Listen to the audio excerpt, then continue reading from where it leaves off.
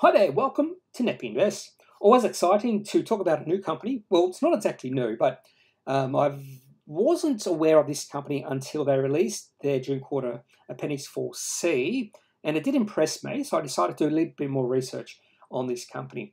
And I have actually known about this company in the past because this company has been listed on the ASX for at least 5 years. However, 2020 was a transformative year for this company.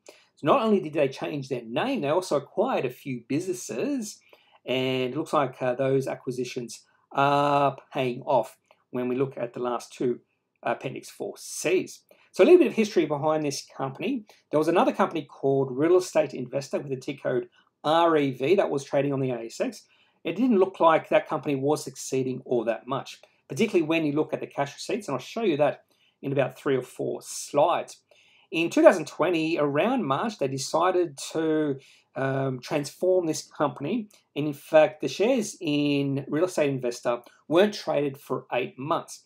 And in that 8-month period between March and November 2020, Real Estate Investar decided to acquire a few assets and also decided to change their name. I think they also did a consolidation of their shares as well. And they changed the name from Real Estate Investar to PropTech Group, which does make sense, particularly because of the assets they do have in their business right now. Now, when I first started looking at this company, I just thought PropTech was just a bit of technology they had. I had no idea that there's a whole group of technology that is aimed towards the real estate market or property, and that's all called PropTech. So break it down, it's property technology. And that's exactly what PropTech Group does. They own assets that serve the Australian, New Zealand, and UK real estate markets. And some of those assets include CRM software Vault RE in Australia, New Zealand, Vault EA in UK, Eagle Software, Website Blue, Designly, Real Estate Investor, and Rent Fine Inspector. Quite a few of those assets they did acquire in this transformative period between March and November of 2020. It does look like this period of transformation has paying off, particularly when we look at the cash receipts of the company and the share price performance since November 2020 when they relisted on the ASX. So before we get into the June quarter Appendix 4C for this company, just a few financial facts in regards to this company.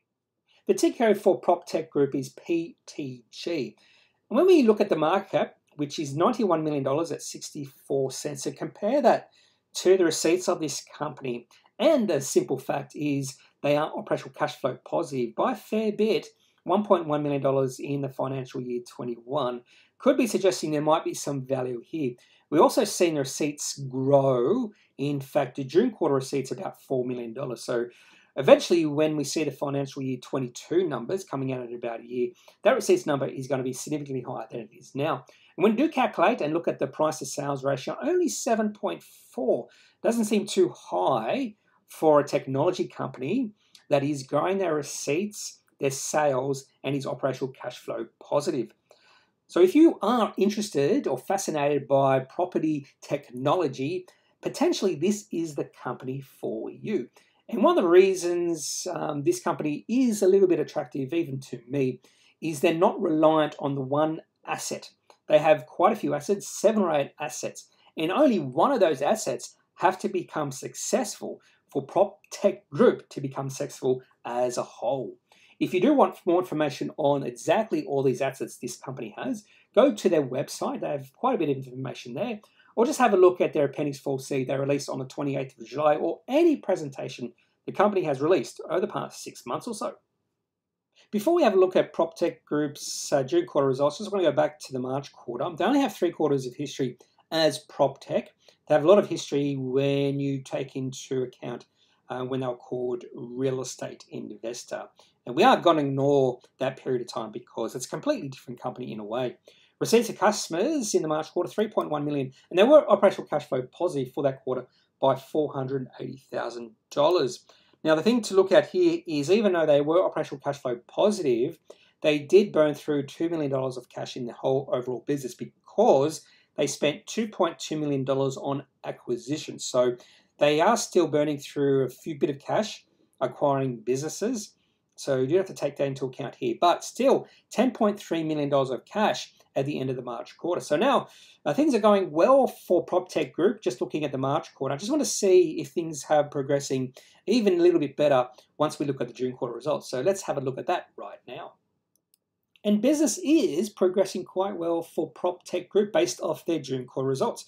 Receipts to customers has increased to just over $4 million. And even though they are spending a little bit more money on product manufacturing and operating costs, a little bit more money on staff costs, and a little bit more money on administration and corporate costs, the increase in cost is a little bit lower than the increase in cash receipts. So they are more operational cash flow positive for the June quarter.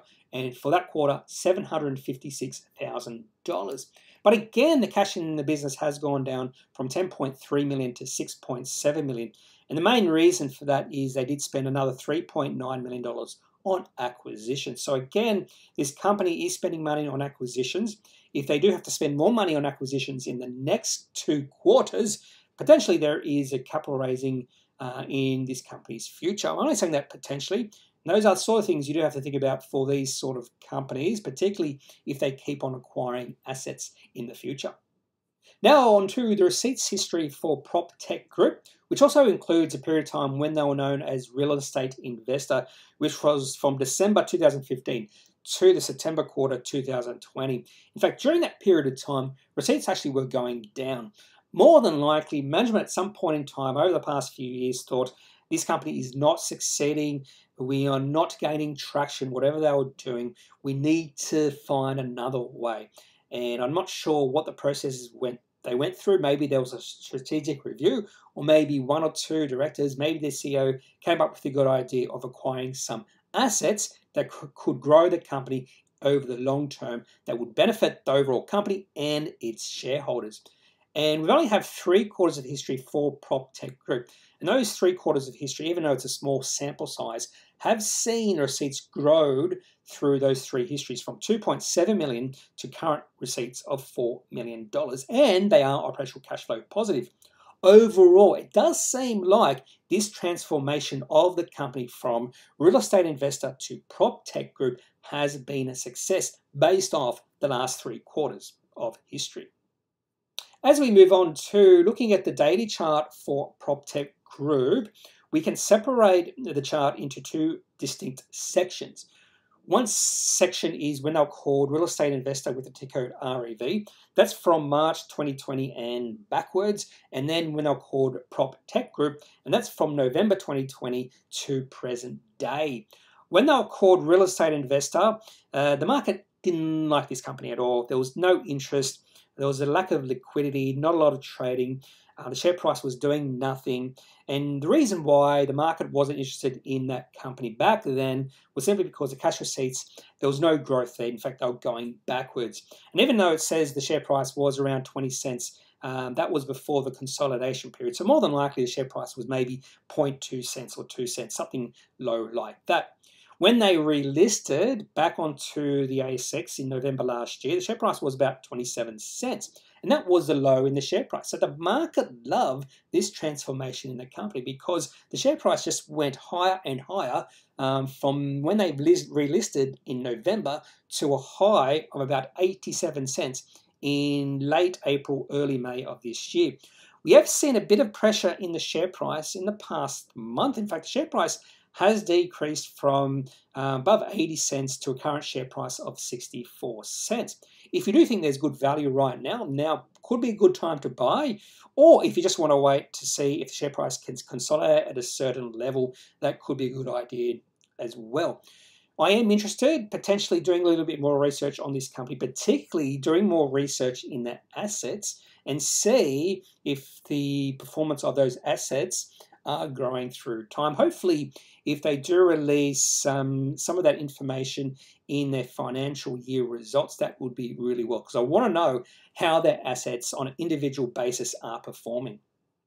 If you are enjoying this video series on me looking at companies that achieved an operational cash flow positive June quarter, look out for videos on these 4 companies in the next week: Image Resources, CV Check, Point Terra, and Fluence. That's all I have for this June quarter Appendix 4C video for PropTech Group. This is the first time I've done a little bit of research on this company. I hope you've enjoyed it. If you do know a little bit more about what this company is doing, some of their assets, I'd love to hear from you. So leave a comment, or if you do have some questions, leave it in the comment section of this video. Otherwise, I am not a financial advisor. If you do need financial advice, make sure you seek out someone who is qualified and can speak to your own financial needs. That's it for this video. Have a good day. Bye.